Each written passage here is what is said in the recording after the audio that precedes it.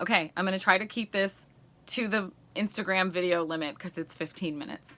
I have to talk to you guys about a serious topic today, so I don't have an organizing video, but this is really important to me. Recently, I lost my job, and I want to talk about it. So, if you guys know, I had surgery, right? I had my gallbladder out. I started this new job in June, and there was a lot of disgusting things happening at work.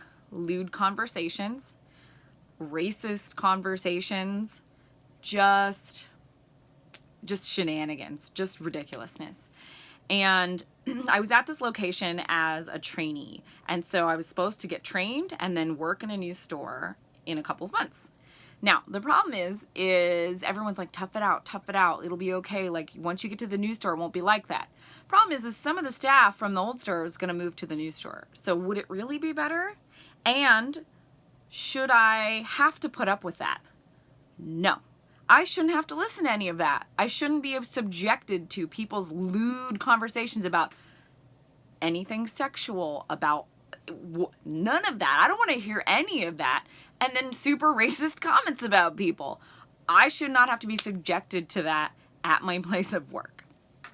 So I kept trying to be like, yeah, okay, you guys are right. I should, like, I'll just tough it out. It'll be okay. But then other stuff started to happen. Like, there was a coworker who started taking pictures of me on their phone without asking. And after the third time, I confronted them the first time. The second time, I was like, what are you doing? And the third time I confronted this person, and they denied, or just giggled and, like, didn't respond. Just ignored my question. Like, are you taking a picture of me? Or are you taking a selfie? That's what I said. And the person was like, heh. Goes over here and types. Who does that? Who doesn't answer a direct question to your face? So I go to my mother-in-law and ask, like, hey, because she does a lot of business. She's had a long, career of things. And I was like, oh, this is what's happening at work. What should I do? And she was like, do not go to HR. You'll get fired. And I was like, they can't do that. That's the point of HR. And she was like, they'll find a way to get rid of you after that. Like, if you go to HR, they will find some reason to get rid of you. Guess what they did? So it escalated to that point where that third photo had gotten taken, and I listened to so much terrible conversations up to that point. I couldn't take it anymore. I shouldn't have had to. I should not have had to even listen to any of that up to this point. So it got to a point where I was like, okay, we're done. I go to HR. People get talked to. It gets taken care of. And I become a pariah. Fine. Cool, you don't want to talk to me? Then I don't have to listen to your lewd stories or your cussing or your racist comments. Fine. The general manager stopped talking to me, wouldn't even look at me, which is terrible because he was always like, hey, what's up? How's it going? How's the new job? How are you liking it here? Thought he was a go-getter, nice guy. Did not care anymore. Didn't want to talk to me because I made waves, apparently. And I'm thinking to myself, why are you so angry? Because I didn't do anything wrong. I did nothing wrong. If you go to HR, you did not do something wrong. Okay? Let me get that straight. I didn't have a lewd conversation. I didn't make a racist comment. I didn't cuss F word every other word. So I didn't do anything wrong. Okay? So things get a little, tense at work. Whatever, I ignore it because guess what? I work. All I want to do is go in, get the work done, do a good job, and get paid. That's what I'm there to do. And I always give my full attention to the job, 100%. Guess what? When I got there, they had filing all the way back till December. I started in June. That's a 7-month backlog. I got caught up in a month. Okay? So it's not like I was just there and like a terrible worker and now everyone's treating me like garbage. I work my butt off at this job. I was outside doing work outside in the heat, helping people get stuff done, inside doing stuff on the computer, asking for extra things to do because I was running out of things to do because I work quick. I work hard and I work quick because that's what I do. Any job. I sold shoes at Kmart. I've been a manager of a GameStop. I've slung coffee. I've been a bartender. Guess what? I work hard because that's who I am. I'm that person. I plan, I organize, I work hard. So it's not like I was a terrible worker, okay? And then I had to take off because I had to have gallbladder surgery. And I still was technically in my probationary period. And because I hadn't worked there 12 months, I was not protected by the California Family Medical Leave Act, and I hadn't earned any leave time, any off time, any vacation, sick days, nothing, because I was still in the 90-day probation. And so I had to submit a letter to HR, and they had to review my case, and they had to decide what they thought.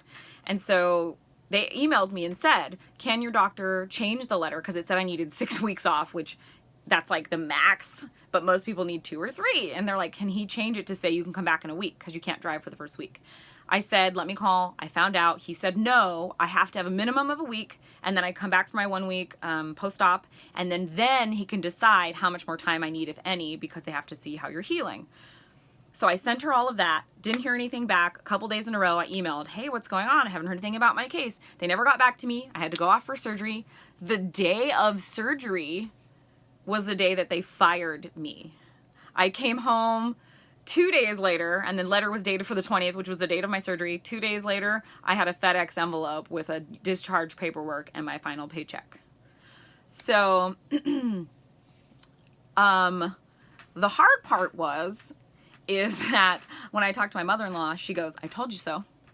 And I was like, oh, that stings, because she was right. But also, I told you so is a really harsh thing to say. But she was right. They found a way to get rid of me. They were like, oh, here's our opportunity. I don't want this person rocking the boat to be here anymore. And whether that's really true, kind of feels like it, because it was only 2 weeks later that I had to have surgery, and then all of a sudden I didn't have a job. And like I said, I got them out of a 7th-month backlog of filing and did all these extra projects that like they didn't even know they needed. I set up all this stuff for the new store, and I did all these spreadsheets and took on all these extra tasks because I worked too fast and there was nothing left to do. And I was like, give me some more stuff. Give me that. What else can I do for you? So to let me go because I needed a couple weeks off for like an emergency, like trying to avoid my gallbladder becoming a problem surgery, seems a little crazy, right? Like, if I'm a hard worker, why would you get rid of me? And I understand, like, okay, but I've been training for months at that point. I had been there June, July, and August. So I'd been there 3 months training. They even got me a standing desk because I have a back problem, and I had a note from my doctor. They were willing to get me a standing desk. Why would you buy all this stuff and put all this stuff into me and like effort? And I had just gotten a $5,000 bond so I could do stuff for the DMV for them, and got let go. So you guys put in all this time and effort into me, and I was working my butt off, and they were like, peace. So, seemed like retaliation, and the 3 first people I told, like, hey, I lost my job, they're like, oh my God, was this retaliation? That was the first words out of their mouth. And I didn't go there immediately, but they said that, and I was like, oh, yeah, probably. And legally, I have no foot to stand on because they let me go because it was still my probationary period, and I hadn't earned any time off. So, that being said, this was a difficult decision because I talked to my husband about it a lot before I did it, because I was worried, because we were like, what's the worst case scenario? You lose your job. And he was like, you know what? You have to do what you feel's right. And I did.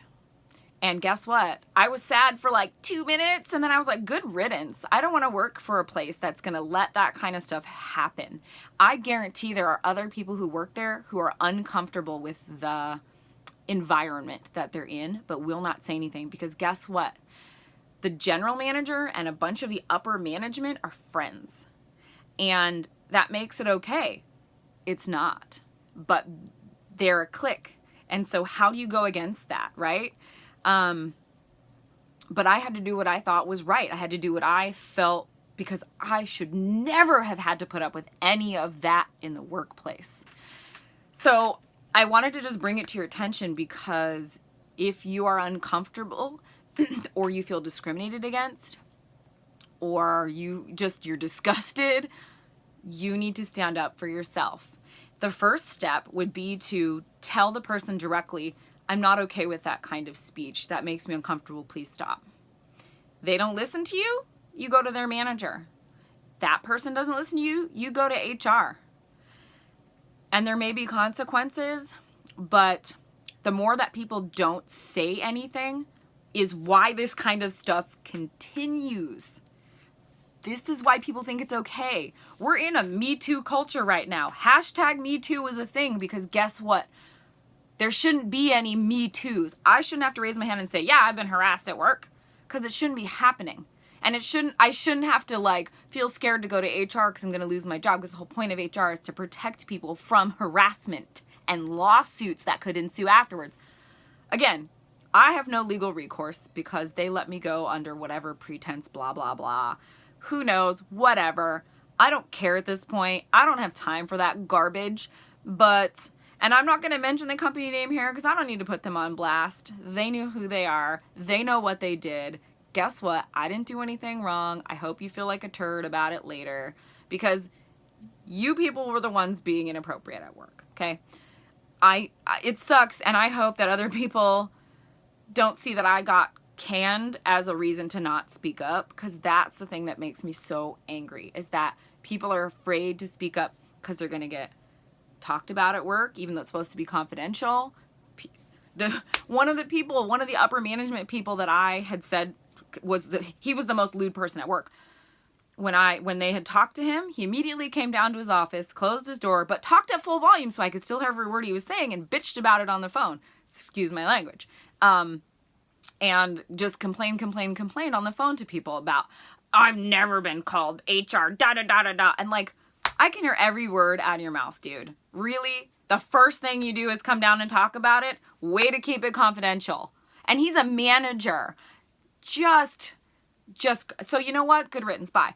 And some people said it was the industry I worked in, but I worked at 2 other locations for this exact same company, and guess what? None of that stuff happened at those 2 locations. So it's not the industry. I worked in the tattoo industry for a while and hadn't heard some of this terrible stuff before. And that can be kind of a rough industry. You get a lot of people who are tough, and they'll talk about whatever, and that's not every shop, but you do see it. Not like this, okay? So you have to decide what's best for you, but the more people who don't stand up for themselves and the more people who don't say something, the more this kind of garbage continues, and no one should have to put up with that in the workplace. I don't care where you work. You work at a strip club. Okay, you still can't be harassed. That's against the law. Guess what? I know you're taking your clothes off for money. That doesn't say that it's okay to harass you. It doesn't matter where you work. Right? You work at Kmart and Shoes, because that's where I've worked. You don't get harassed there either. The job doesn't matter. It's not okay. It's not okay to harass somebody. It's not okay to discriminate against somebody. I don't want to hear about your sexual escapades. Guess what? My line of work doesn't constitute any of those things. And guess what? Speak up! Yeah, I had to get this out because I really feel like people don't stand up for themselves, and it's hard. It was the hardest thing I've done. I've been sexually harassed at another job, and guess what? It went on so much, I quit. And I was much younger then. I think that was 10, 15 years ago. Now I'm almost 40. I will not put up with that garbage. So, have a voice. Message me. I'll try to give you some help. Get a group of people. If you know someone else feels uncomfortable, both of you go to the manager. Both of you go to HR. Multiple people go. Don't be silent. I can't remember who said it. There was an author who said, if you see something, say something. It's the same thing. If you see someone else being harassed, ask them if they're okay. Say, hey, do you want to help talking to a manager? Don't let stuff slide. It's not okay. It's not appropriate. No one should have to put up with it. No one should feel uncomfortable at their workplace. You should feel uncomfortable anywhere, really, but the workplace, you're supposed to be protected. So that's it. That's all I wanted to say today. Thank you for listening. Thank you for joining me. I'm sorry if you've had these experiences too. Know that you're not alone, and know that it is okay to stand up for yourself. And you know what? Shit may hit the fan. Excuse my language again. But guess what? You'll be okay. I lost my job. I'm worried, but you know what? I'll figure it out. So be strong. There are other people out there to support you. I'm here to support you. Just reach out, and don't be afraid. Okay? So take care of yourselves, take care of each other, and go listen to Cathy Heller's song, Spread a Little Love. It's on iTunes. It makes me super happy. I've been listening to it every day. Spread a little love, not garbage. Okay? Bye.